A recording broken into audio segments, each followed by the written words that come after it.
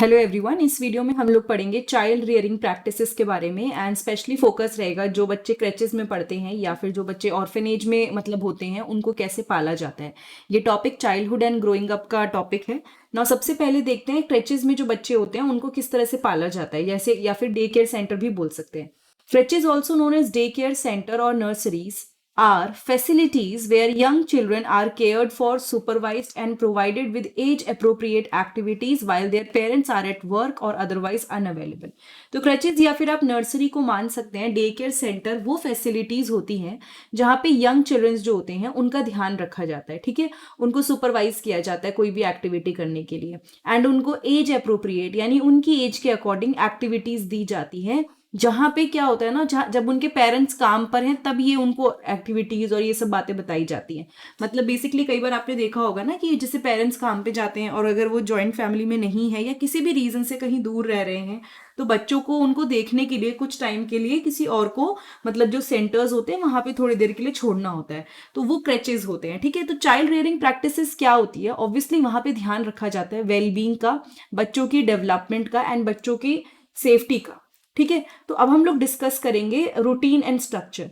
सबसे पहले है क्रचेस जो होते हैं ना usually follow a structured daily routine that includes feeding, napping, play time and learning activities. तो क्रचेस में बच्चों को जब छोड़ा जाता है ना, अलग अलग एज ग्रुप के बच्चे होते हैं, जनरली छोटे बच्चे होते हैं क्योंकि बड़े बच्चे तो अकेले रह भी लेते हैं, अपना ध्यान रख लेते हैं। तो छोटे बच्चों के हिसाब से ना उनके छोटे छोटे काम होते हैं कई बार, जैसे उनको खाना खिलाना टाइम से, उनको सुलाना, उनके लिए प्ले टाइम अरेंज करना या अलग अलग लर्निंग एक्टिविटीज करना। ये जो रूटीन है ये उन्हें एक सेंस ऑफ स्टेबिलिटी देता है और प्रिडिक्टेबिलिटी देता है बच्चों के लिए, ठीक है। ये रूटीन क्या करता है, एक सेंस ऑफ स्टेबिलिटी, उनको एक सेंस ऑफ स्टेबिलिटी मिलती है कि ठीक है हम सही हैं। या फिर जैसे मतलब सपोज एक बच्चा है, अगर वो किसी क्रचेज में है तो वो ना उसको ये रहता है कि मेरे घर वाले जो हैं या छोटा बच्चा भी है बहुत, उनको पता होता है कि मेरा बच्चा सेफ रहेगा, ठीक है। और बच्चे का जो भी होगा ध्यान रखा जाएगा क्योंकि आप उसे ऐसी जगह पे छोड़ के आ रहे हो, कई बार ऐसा होता है किसी रिलेटिव के छोड़ के आना पड़े या दूर के या कुछ भी, तो फिर भी आप श्योर नहीं होते। बट क्रचेज का ये होता है कि बहुत अच्छे जो क्रचेज होते हैं कई बार वो बहुत अच्छे से ध्यान रखते हैं, ठीक है। अब इसमें ऑब्वियसली इसमें भी कई लोग डिबेट करते हैं कि नहीं रखते हैं या रखते हैं, वो अलग बात है। बट एक्चुअली क्रचेस का पर्पज यही है कि वो ध्यान रखेंगे फीडिंग का, नैपिंग का, प्ले टाइम का, हर एक चीज का। Responsive care, care giver in creches aim to be responsive to each child need. देखो उनके पास ना बहुत सारे बच्चे होते हैं तो ऐसा नहीं है कि वो एक ही बच्चे का ध्यान रखते हैं, सारे बच्चों की नीड, जरूरतों का ध्यान रखते हैं, उन्हें कंफर्ट, उन्हें कोई प्रॉब्लम ना हो इस बात का ध्यान रखते हैं, टाइम टू टाइम अटेंशन देते हैं और अगर जरूरत होती है तो प्यार से बात करना, अफेक्शन, ये सब चीजों को भी वो ध्यान रखते हैं, ठीक है। Responsive care giving help children develop a sense of trust and emotional security.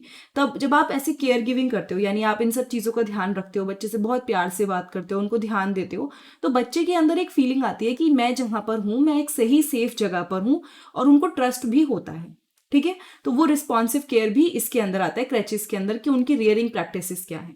Social interaction, क्योंकि क्रचेस में ना बहुत बच्चे होते हैं तो ऐसा नहीं होता जैसे घर में तो कई बार बच्चा एक ही होता है, ठीक है, या दो बच्चे होते हैं।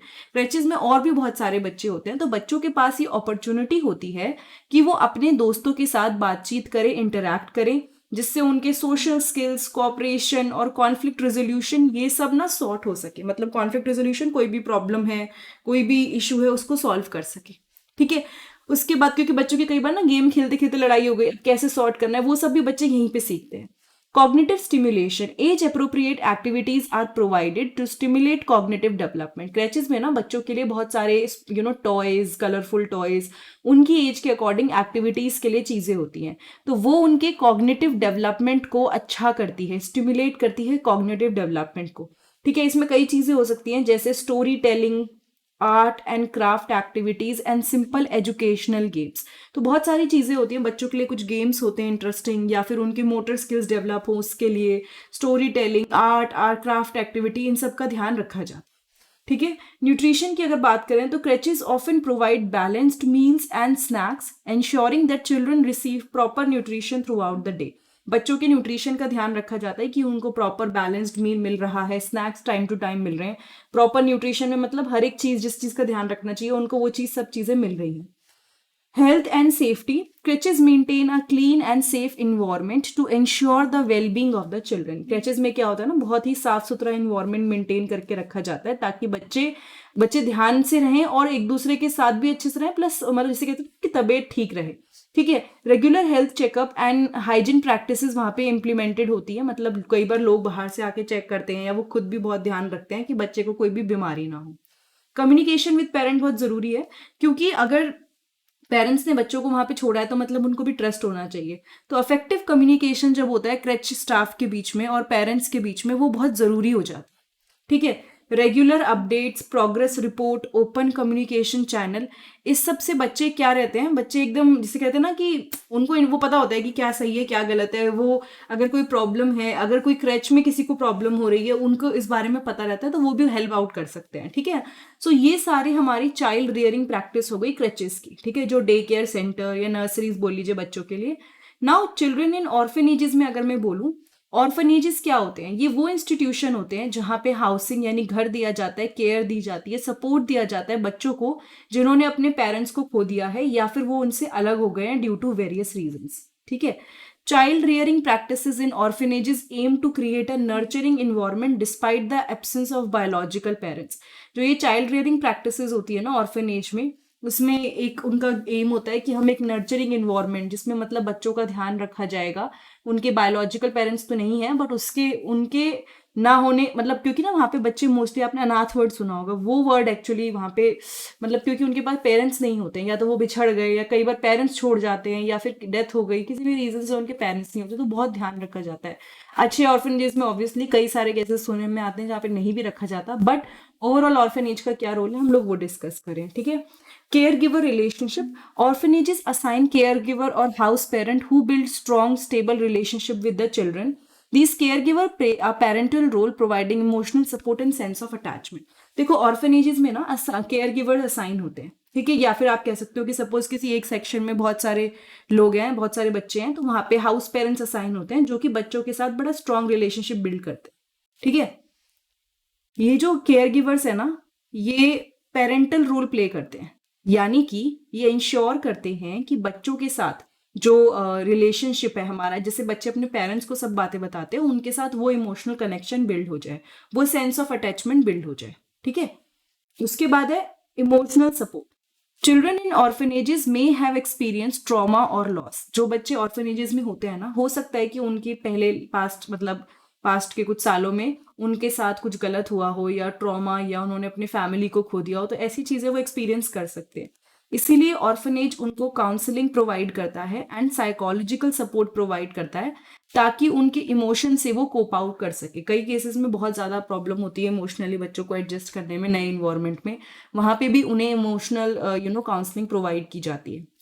Education and skill development, orphanages में बच्चों की एजुकेशन का ध्यान रखा जाता है। ये भी कोशिश की जाती है कि बच्चों के स्किल्स डेवलप हों एंड उनको सक्सेसफुल फ्यूचर के लिए हम प्रिपेयर कर सके। ठीक है, जिसमें आप ये मान सकते हो कि उनको फॉर्मल एजुकेशन मिली है या फिर उनको वोकेशनल ट्रेनिंग, यानी उनको स्किल्स ऐसे सिखाए जाते हैं कि वो इंडिपेंडेंट हो जाएं और वो जॉब ढूंढ सकें।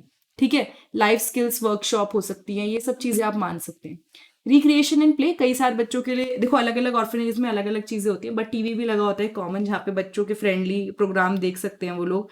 ठीक है, प्ले टाइम और रिक्रिएशनल एक्टिविटी होती है जो बच्चों की फिजिकल और इमोशनल वेलबींग के लिए बहुत ज़रूरी है।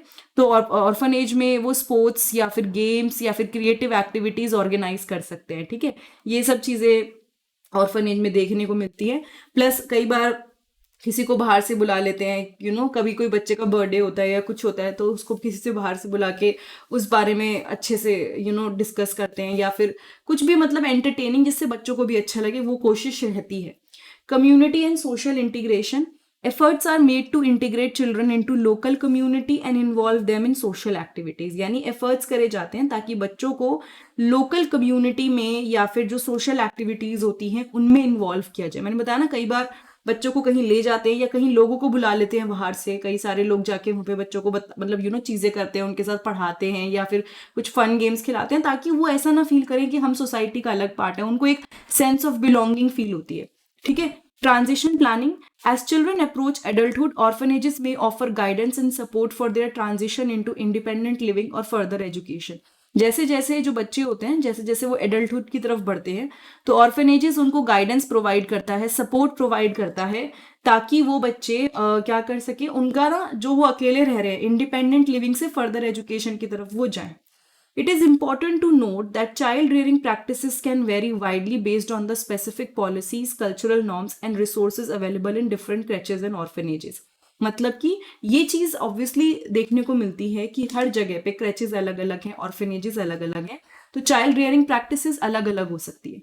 लेकिन एक जो बेसिक एम होता है वो यही है कि बच्चों को सेफ इन्वायरमेंट मिले, नर्चरिंग, जिसमें उनकी ग्रोथ अच्छी हो, एंड उनके लिए appropriate environment and safe environment develop हो. एंड कुछ ऐसे बच्चे जिनको पेरेंट्स से सेपरेट कर दिया गया, उनको मतलब या सेपरेट हो गए हैं इमोशनली भी, वो स्ट्रांग हो. सो ये आपका चाइल्ड रियरिंग प्रैक्टिसेस का टॉपिक है. ये इसकी बाकी की वीडियो इस सब्जेक्ट की, चाइल्डहुड एंड ग्रोइंग अप की, आपको प्लेलिस्ट में मिल जाएंगी. मेरे चैनल पे जाइए, प्लेलिस्ट में बीएड फर्स्ट ईयर में वहाँ पे प्लेलिस्ट है, वहाँ पे सारी वीडियोस मिलेंगी. एंड अगर कोई डाउट है, कोई चीज़ नहीं समझ आई, तो आप कमेंट सेक्शन में कमेंट करके पूछ सकते हैं. कोई चीज़ आपको नहीं मिल रही है, कोई वीडियो नहीं मिल रही है, तो प्लीज़ कमेंट करके बताइएगा. बट अगर वीडियो अच्छी लगी है तो चैनल को सब्सक्राइब जरूर कीजिएगा, वीडियो को शेयर कीजिएगा एंड लाइक कीजिएगा. Thank you so much. Have a nice day. I will see you next time in the next video.